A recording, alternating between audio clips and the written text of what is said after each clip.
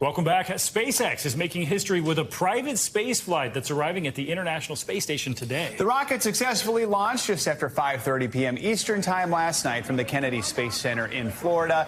It's being chartered by the private space company Axiom Space. Now, the crew on board includes the first woman ever to command a private space flight and the first female astronaut from Saudi Arabia. She and another crew member spoke about the experience after the launch. Hello from outer space. It feels amazing to be viewing Earth from this capsule. As I look outside into space, I can't help but think this is just the beginning of a great journey for all of us. We're joined now by Mike Massimino, professor of mechanical engineering at Columbia University and senior advisor for space programs at the Intrepid Museum. Good to have you with us. So the crew is scheduled to dock at the International Space Station today. They'll spend 8 days there. What are some of the projects and things they'll be doing on this mission? Well, Joe, they have over 20 projects planned, experiments in life sciences, in human adaptability to space, technology demonstrations, STEM outreach. They're going to be doing some downlinks with students. They have an art contest going on as well. So it's research, it's technology development, and it's also a lot of outreach that they're going to be doing. It's a real mission that they're going to be participating in for about 8 to 10 days. A lot of science going on. Also, I'm very interested in these 3 private citizens who are joining this trip. Do they have to go through the similar training that astronauts have to go through? Yeah, they do. So there's Peggy Whitten's a former astronaut, so they're all kind of private citizens, sort of, but 2 of the crew members are from Saudi Arabia, so they're Saudi Arabian astronauts. Their government is paying for them to go. And then there's 1 private citizen, John Schaffner, that's going. So they had to be trained on the SpaceX vehicle, which is a highly automated vehicle. So they had to go through that training. But unlike just going for a ride, they're also docking with the space station, so that part of it.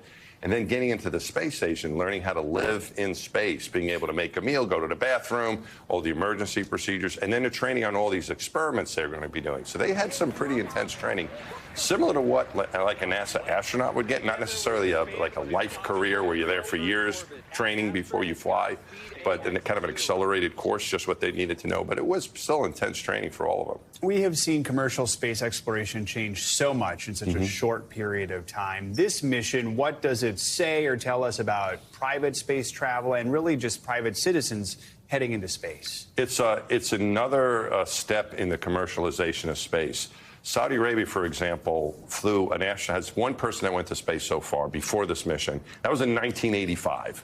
So now, and they've had the first woman Saudi Arabian citizen going to space on this mission. So it's a way for countries to get involved, to go to space. But the commercial aspect of it, which is probably most intriguing, this is truly a private astronaut mission. It was an agreement with NASA. They have 2 more of these missions planned over the next couple of years. And it's leading toward more commercialization of low Earth orbit, at least. Axiom, this company that was sponsoring this mission, is planning to build a space station, a commercial space station in space, as are other companies that are competing for that contract. So I think it's another one of these steps into the privatization of low Earth orbit, and NASA wants to concentrate on going to the moon and Mars and onward. So it's very exciting stuff. It's a changing atmosphere in the space program for sure, and we're seeing evidence of it here today. And it seems like it's a little bit of a hybrid right now. We have people hoping for private space travel, but also trying to continue NASA's mission for exploration. What do you see going on later this year and in the coming years? Which one will maybe have more of an emphasis, or can you do both at the same time? It's going to be both at the same time, Stephen. NASA's not going to stop doing what they're doing. They've hoped to turn a lot of the space operations over to private industry. They wanted to do that with the space shuttle over 40 years ago when they started the space shuttle program that ended over 10 years ago. They wanted to make it a commercial program. It didn't work out that way. A couple accidents. It wasn't ready for that. But now we are ready for that, it appears. So NASA has been trying to encourage that. With private enterprise, they can operate differently than the government, and it allows them to pursue things that the government can't pursue, and the government can concentrate on other things. And as we see, as there's more opportunities, there's more demand, because now a private industry as well as governments can say, wow, we can be a part of this too. Before it wasn't an option, even just a couple of years ago. And when you give people the option, they can think of ways to exploit that. Exploit's maybe not the best word, but they have a way to use it, to utilize space, to do these research projects, to help their prestige as a country, if it's a country going, or someone who has something they want to do commercially or for scientific research. It just opens up so many opportunities. So cool. Mike Massimino, thanks so much for joining us this morning. We appreciate it.